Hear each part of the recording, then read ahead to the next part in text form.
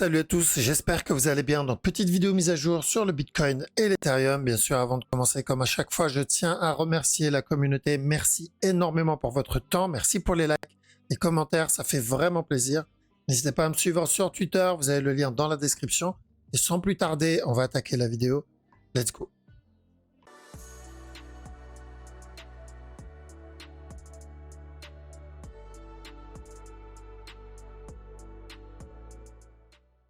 Alors, on va commencer avec le Bitcoin, donc BTC. Pour le moment, ça se passe très bien. Donc, on cherchait de l'achat sur ce mouvement-là. Si vous vous rappelez, on avait dit buy. Objectif, c'est de revenir tester les 73 800, voire même 74 000.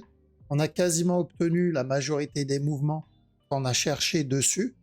Quand on était à ce top, on cherchait de la vente, d'accord, jusqu'à ce bas-là. Et on avait dit, une fois le bas cassé, on cherche de l'achat jusqu'au top. Là, on est en train donc on a obtenu la vente, on est en train d'obtenir l'achat. Et en interne aussi, on cherchait ce buy. Et ensuite, on cherchait de la vente pour revenir péter le bas encore une fois. Ça aussi, on l'a bien obtenu. Donc ça, c'est plutôt bien passé pour ceux qui tradent l'interne. Maintenant, ceux qui patientaient et qui attendaient le gros regular flat, voilà. Il fallait être patient, c'est sûr. Mais en général, ça finit par payer. Ok. Donc, objectif toujours le même, 73 800, voire 74 000. On prend des TP et on met le break-even une fois le top cassé. On évite de FOMO parce qu'on sera dans un all-time high. Qui dit all-time high dit ce qui va se passer au-delà de ça. C'est ce qu'on appelle du Inch'Allah trading. C'est-à-dire, voilà, ça va être... on peut pas savoir jusqu'où il peut monter. Et le seul repère qu'on a, c'est la structure. Et actuellement, le repère qu'on va avoir, c'est ce top-là. Donc, ça ne veut pas dire qu'on coupe tout.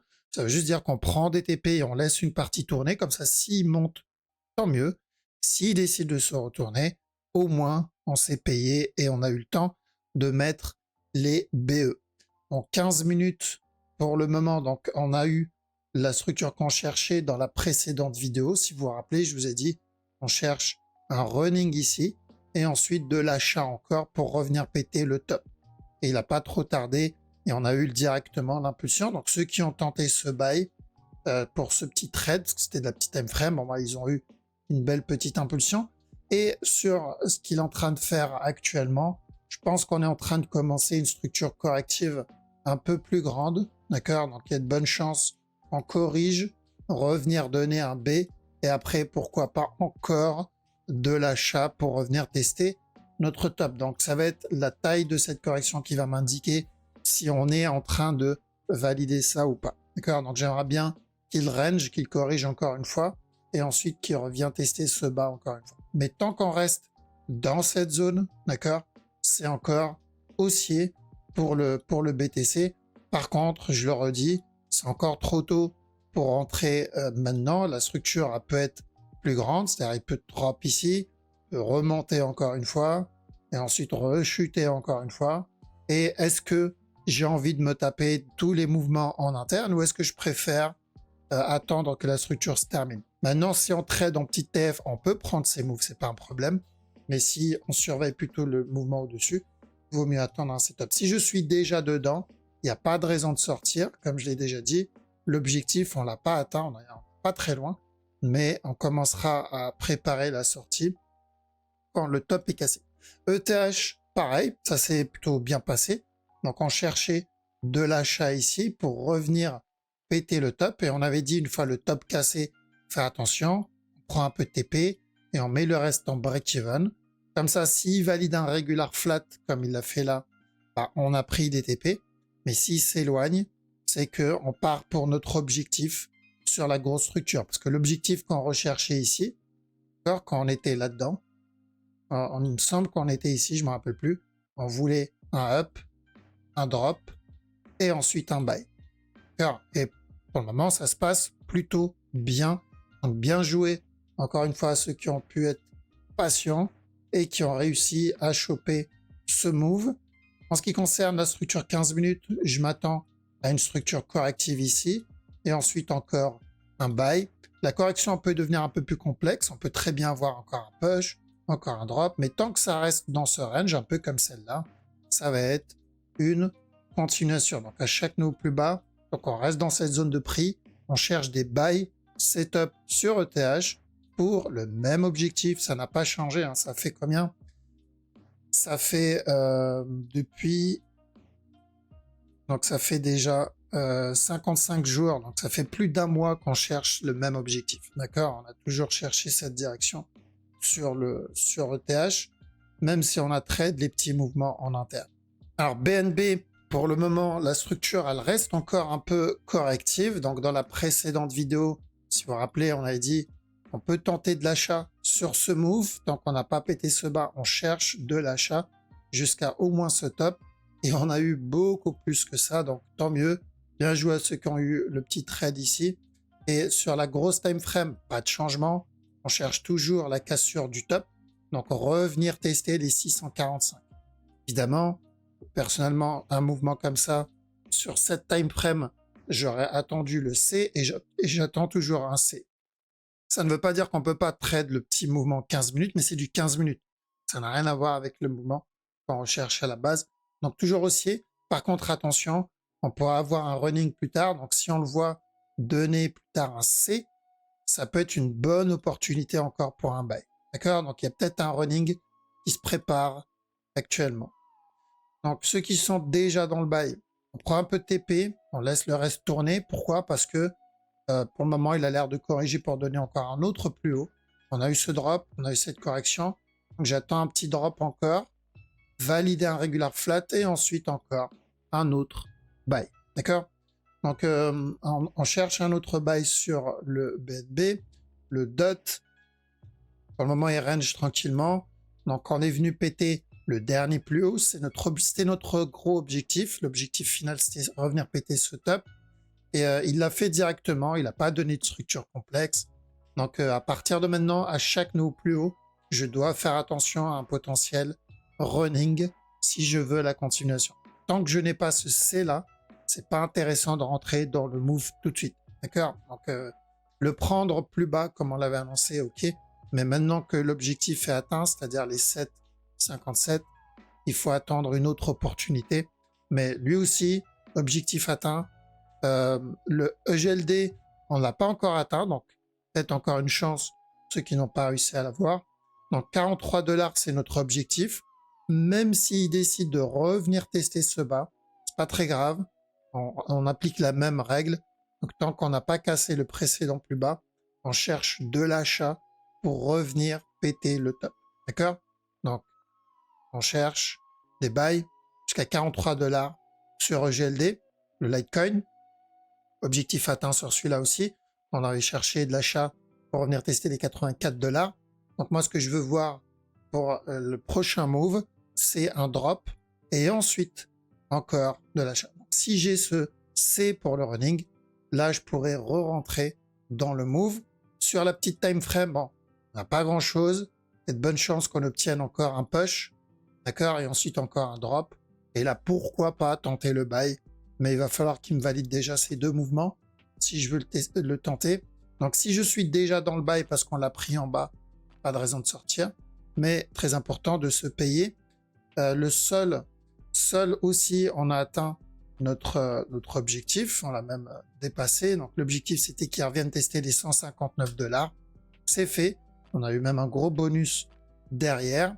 Et en 15 minutes, un petit flat qui se prépare en interne, donc plutôt un petit drop, on fait attention une fois le bas cassé, mais tant qu'on reste dans cette zone et qu'on casse pas le bas précédent, il y a encore moyen d'avoir un dernier push, d'accord? Maintenant, j'y crois un peu moins sur celui-là parce que il y a la grosse structure que je surveille, parce que comme on l'a déjà dit, sol, c'est où il pète le top directement, ici, pour ce regular flat, ou sinon, on va avoir un plus gros regular flat. Donc ça comme A, ça comme B, ça comme C, avant de venir péter le top. Ça ne changera pas la direction, ça changera juste la durée de cette structure. C'est pour ça que je vous ai dit, dans cette zone de prix, on va commencer à faire très attention. Donc on y est, on fait gaffe. 15 minutes, comme je vous ai dit, ceux qui tradent, faites attention, tant qu'on n'a pas pété ce top, on pourrait avoir encore un autre petit push pour revenir tester, on va dire, la zone des 174 $. Et le VET, donc en 4 heures, le mouvement, c'est toujours haussier. Certes, c'est pas le mouvement le plus nerveux par rapport aux autres, mais notre objectif, c'est toujours revenir tester le dernier plus haut, donc les 5 centimes. Et en plus petite time frame, on peut même viser un beau petit running flat, pardon.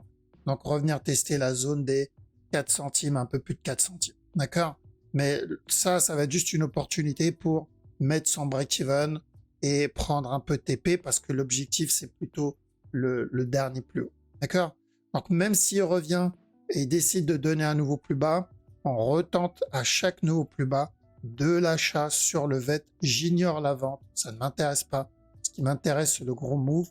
Et tant qu'il me donne des buy setup, je tente pour essayer de le choper. Et on va terminer avec audio. Donc audio sur la grosse time frame, sur la grosse structure. Bon, on n'a pas grand chose. La bonne nouvelle, c'est que c'est une bonne zone pour accumuler. Donc je répète, je pars du principe que le fonda reste correct. Il n'y a pas besoin qu'il soit exceptionnel. Moi, mon point de vue sur les altcoins, c'est que c'est toutes des shitcoins, à part le Bitcoin, tout le reste c'est des shitcoins, mais ça ne veut pas dire qu'on ne peut pas trade et faire de l'argent dessus, vu qu'on trade la structure. Donc la zone est pas trop mal pour cumuler et chercher des buy setup si on veut la faire un peu plus safe. Contrairement aux autres cryptos où on a pour la majorité a déjà obtenu une impulsion. C'est pas encore le cas pour celui-là. On peut rechercher minimum un running, donc le A ici, le B, et au moins un C. Je cherche pas la cassure du top, pas du tout, mais au moins revenir tester la zone des $2. Donc ça, c'est pour la plus grosse time frame. Par contre, j'aimerais bien qu'ils reviennent péter le bas d'abord sur la structure daily, parce qu'il y a potentiellement un running à tenter, et je privilégie ce running. Donc je prends ce mouvement-là comme un A, potentiellement ça comme un B, c'est pour ça que j'aimerais bien qu'ils viennent péter le bas encore une fois. Et une fois cette zone touchée, l'idéal cassé, je cherche de l'achat pour le C. D'accord? Donc, tant que ce top n'est pas cassé, je vais devoir prendre des TP dans la zone des 4 centimes. Pourquoi? Parce qu'après, on risque encore un autre plus bas. Donc, je ne vise pas le gros move des $2, je vise le C de ce running-là. D'accord? Donc, s'il vient valider mon drop, donc le B en interne, je cherche de l'achat pour le C d'un running flat. Et rien que ça, s'il me valide ça, c'est très bien parce qu'on sera sur un mouvement déjà de 200 voire 300%. Tout dépend de l'amplitude du C qu'on va avoir. Donc, croisons les doigts pour qu'il vienne casser ou retester le bas. Ce serait nickel pour ensuite tenter le buy d'un running. Non seulement ça serait un bon prix, je veux dire, là on sera au plus bas, mais en plus l'amplitude qu'on pourra avoir être intéressant. Ok, voilà, donc on a fait le tour pour aujourd'hui. Encore une fois, merci d'avoir regardé la vidéo jusqu'au bout et bien joué à ceux qui ont su être patients et ont attendu le mouvement 4 heures. Ça a fini par payer. On prend bien le temps de prendre un peu de TP, de protéger son trade, de mettre les break-even. On évite de FOMO sur le move, d'accord? On se concentre toujours sur la structure. 95% du temps, la structure nous dit quoi faire, ce que prévoit le marché. Alors, il peut y avoir des imprévus, mais comme vous l'avez vu, la majorité du temps, voilà, c'est prévu et il faut juste être patient. Et donc, on se base sur ça pour se payer, pour sortir, pour prendre ses décisions. Merci encore, passez une bonne soirée. Je vous dis à la prochaine. Ciao. Comme une chance, je traque les bitcoins sur mon ordi, je suis le roi de la finance. La bourse c'est ma zone, ça sont les pays, je surveille les cours, je lis les bouquins. Les traders vont baver quand je vais débarquer avec mes boutons, je les asphyxie. Le marché est sauvage, faut pas...